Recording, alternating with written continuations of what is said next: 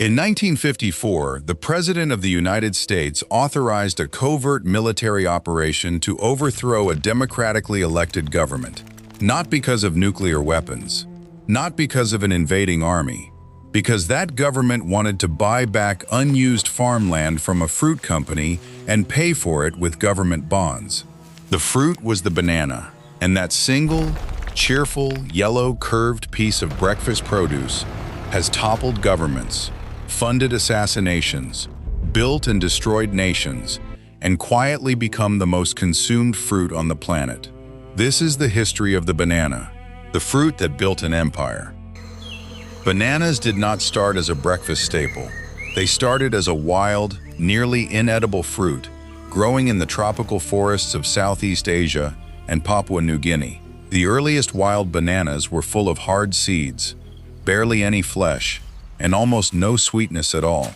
Around 8,000 years ago, farmers in the highlands of Papua New Guinea began cultivating them, selecting the rare mutant plants that produced seedless, soft, sweet fruit.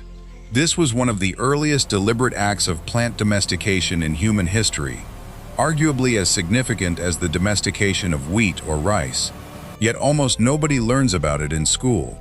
From New Guinea, banana cultivation spread slowly westward through Southeast Asia and into India, carried by migrating farmers and traders over thousands of years.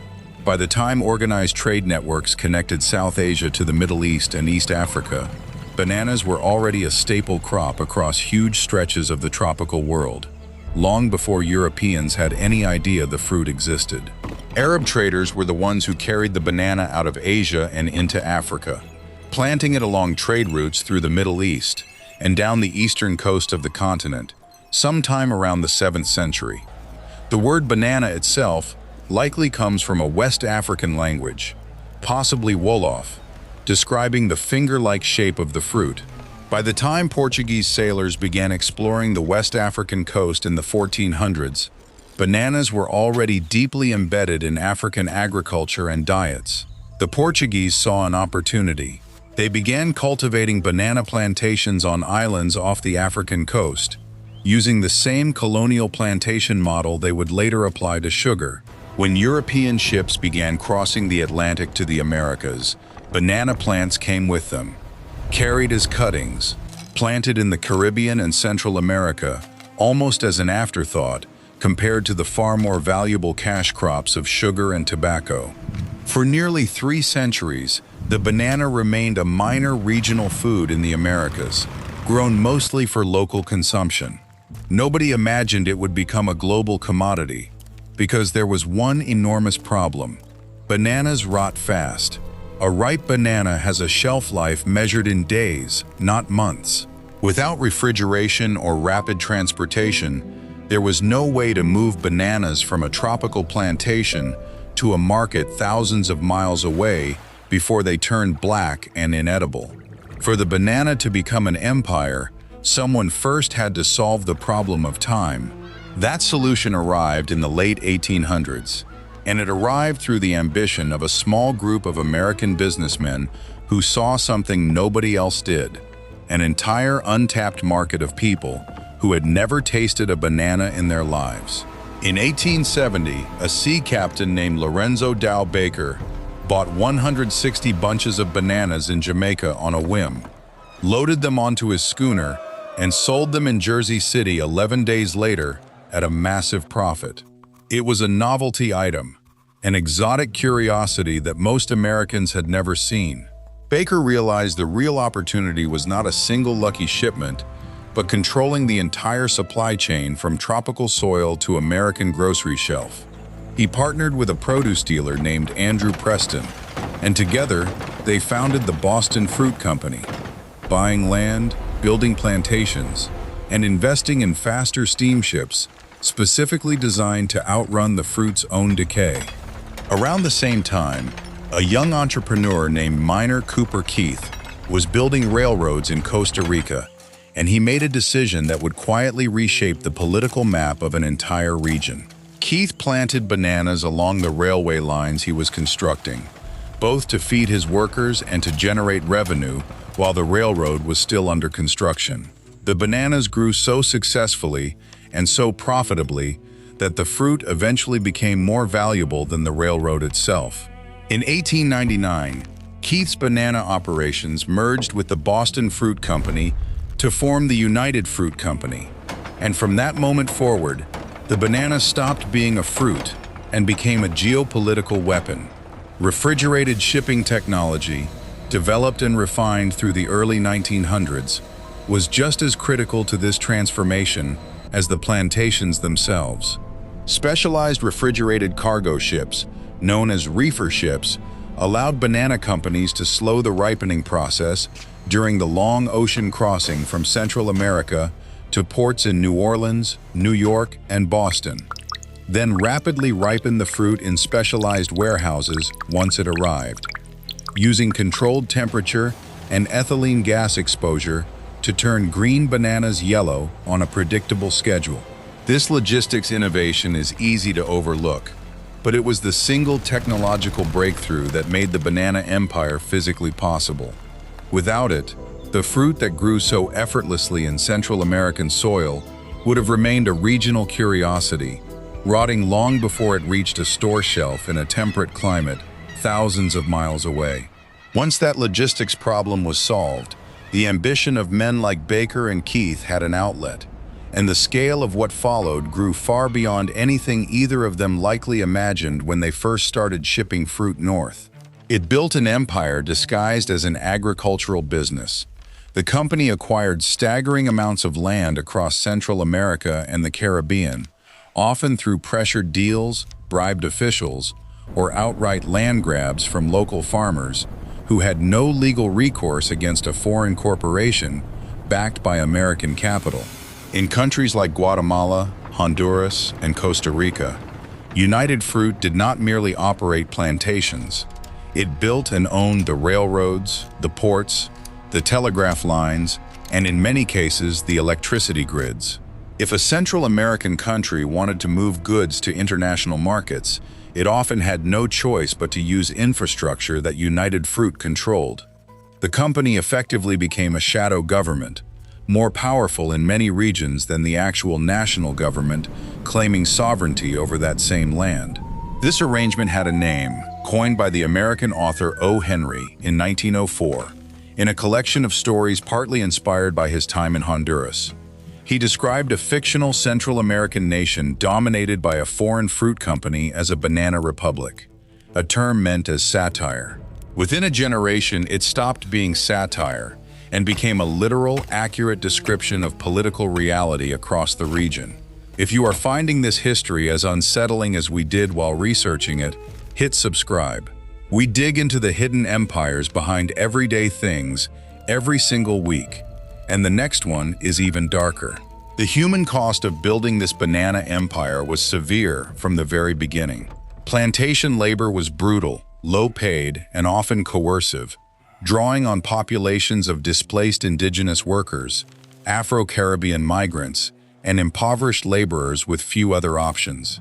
Workers cleared dense tropical forest by hand, lived in company-owned housing under company rules, were paid in company-issued currency usable only in company stores, and had almost no legal protection if injured, cheated, or abused.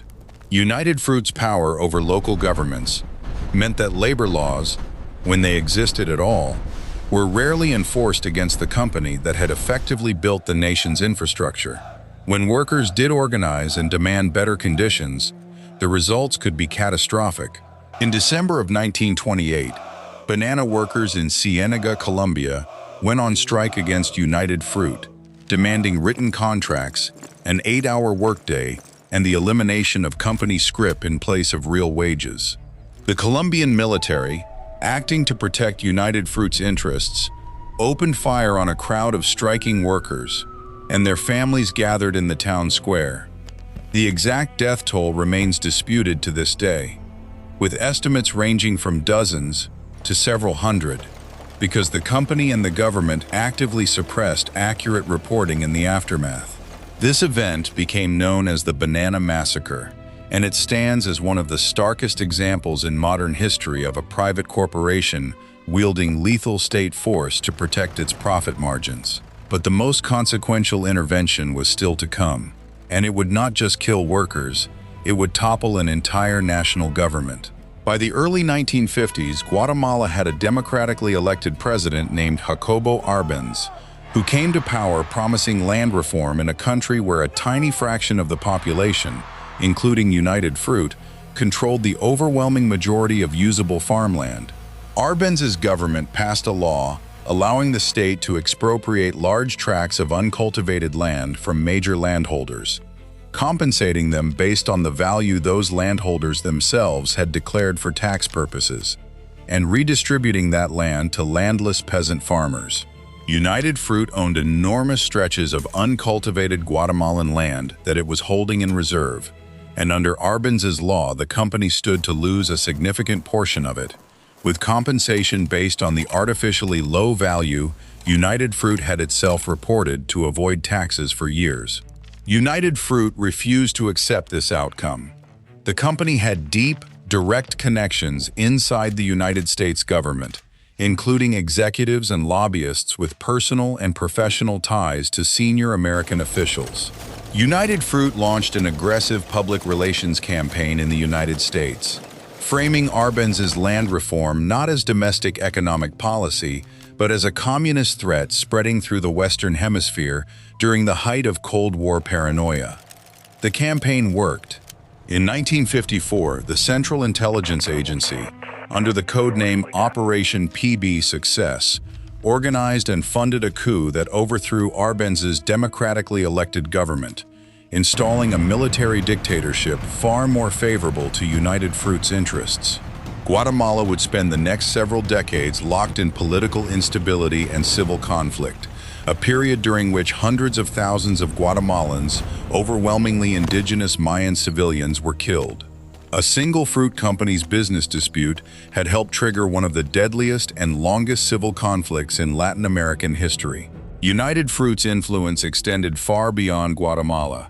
Across Honduras, Costa Rica, Colombia, and other banana-producing nations, the company repeatedly used its economic leverage, its control over critical infrastructure, and its political connections in Washington to shape elections, suppress labor movements, and protect its plantations from any government policy that threatened profitability.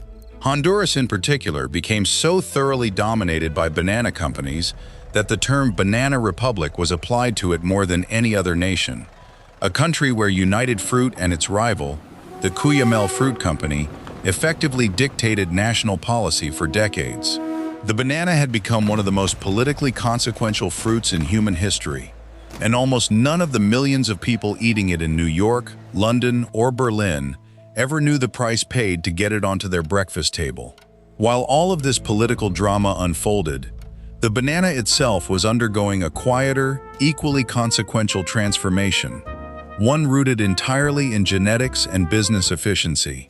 For most of the early 20th century, the dominant banana variety sold in the United States and Europe was called the Gros Michel, a large, exceptionally sweet, thick-skinned banana that was, by most accounts of people who tasted both, noticeably better than the banana most of the world eats today.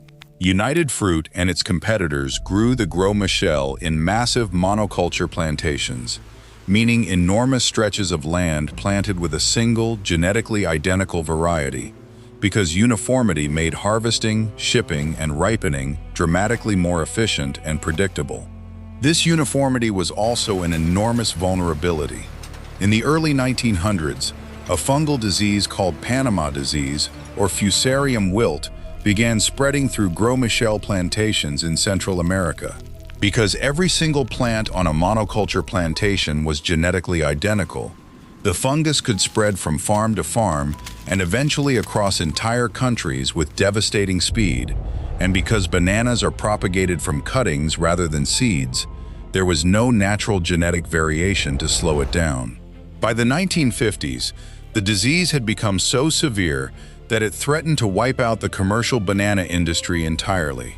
Companies raced to find a replacement variety that was resistant to the fungus, disease-resistant, and could survive the same shipping and ripening processes. They landed on a smaller, slightly less sweet, thinner-skinned banana called the Cavendish, which happened to be resistant to that particular strain of Panama disease. By the 1960s, the banana industry had almost entirely replaced the Gros Michel with the Cavendish worldwide. Today, the Cavendish accounts for the overwhelming majority of bananas sold internationally, meaning that the banana nearly every person alive today has ever eaten is a single genetically identical clone, grown across plantations spanning multiple continents. This should terrify anyone who understands agriculture, because history is repeating itself. Since the 1990s, a new and more aggressive strain of Panama disease, known as Tropical Race 4, has been spreading through banana-growing regions across Asia, Australia, the Middle East, and Africa, and in the past decade it has reached Latin America, the heart of the global banana export industry. Because the Cavendish is just as genetically uniform as the Gros Michel once was, it is almost no natural defense against this new strain. Scientists and agricultural researchers openly warn that the commercial Cavendish banana as we know it may face the same fate as the Gros Michel within our lifetime. A total commercial collapse driven entirely by the industry's own decision to prioritize uniformity and shipping efficiency over genetic diversity. The banana on your kitchen counter right now may be a fruit with an expiration date measured not in days, but in decades. The banana industry today looks different on the surface than it did during the height of United Fruit's political dominance, but the underlying economics have changed less than most people assume.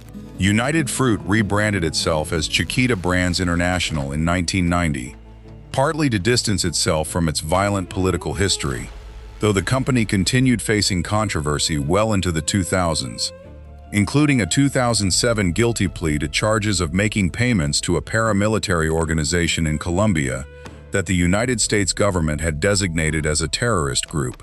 Payments the company claimed were made to protect its employees from violence in the region. Dole Food Company, Chiquita's largest competitor, has faced its own long history of labor disputes, environmental lawsuits over pesticide use, and accusations regarding working conditions on Central American plantations. The modern banana trade remains dominated by a small handful of multinational corporations controlling the vast majority of global exports. Plantation labor in producing countries remains among the lowest paid agricultural work in the world, and the retail price of a banana in wealthy countries remains astonishingly low, often cheaper per pound than nearly any other fresh produce item sold in a Western grocery store. A price point made possible in large part by decades of suppressed wages and land control established over a century of corporate political dominance. Beyond politics and genetics, the banana also carries an underappreciated nutritional legacy that helps cement its place in modern diets. High in potassium, natural sugars, and easily digestible carbohydrates, the banana became a favorite recommendation among doctors and nutritionists throughout the 20th century, prescribed for everything from digestive issues to athletic recovery to infant feeding programs. Its natural packaging, a thick peel requiring no washing, cutting, or refrigeration, made it one of the most convenient fresh foods ever sold at scale, a factor that mattered enormously to the marketing departments of companies trying to convince temperate climate consumers to build a fruit they had never grown themselves into their daily routine. Advertising campaigns throughout the mid-1900s, including the widely recognized Chiquita banana jingle introduced in 1944, spent decades training American households to view the banana not as an exotic import, but as an ordinary breakfast staple, as familiar and unremarkable as a glass of milk. That perception of ordinariness is itself one of the banana industry's most successful long-term achievements, because it is precisely what allowed the political and economic machinery behind the fruit to operate for a century with so little public scrutiny. Today, the banana is the most exported fruit on Earth by volume, and one of the most consumed fruits worldwide, with the average American eating more bananas per year than apples and oranges combined. India actually produces more bananas than any other country, but the vast majority are consumed domestically rather than exported, which is why most people outside India have no idea it is the world's largest banana-growing nation. The export market, the one that built and still relies on the political and economic structures established by United Fruit over a century ago, remains dominated by Latin American nations, including Ecuador, Colombia, Guatemala, and Costa Rica. Countries whose modern agricultural economies were quite literally built around serving that export demand.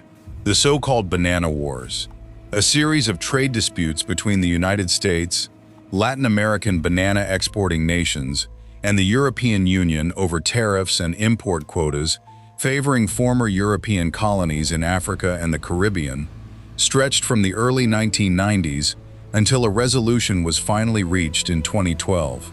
Nearly 2 decades of formal international trade litigation fought over the terms under which a curved yellow fruit could cross borders. A crop that began as a wild, barely edible plant in the highlands of Papua New Guinea 8,000 years ago, traveled across continents, through empires, through colonial expansion, through corporate conquest, and through Cold War political violence, to become one of the cheapest, most recognizable, most taken-for-granted foods on the planet. It sits in lunchboxes and fruit bowls in nearly every country on Earth, entirely disconnected in most people's minds from the coups, the massacres, the corporate empires, and the genetic gamble that made its presence there possible in the first place. The banana did not simply become popular. It was engineered into global dominance by men who understood that controlling a perishable fruit meant controlling railroads, ports, governments, and ultimately the fate of entire nations. The next time you peel one open at breakfast, you are holding the end result of one of the most quietly consequential corporate and political histories of the last 150 years. A history most people will never learn, sitting in a fruit bowl, waiting to be noticed. If this story surprised you, subscribe for more hidden histories behind the everyday things sitting in your kitchen right now.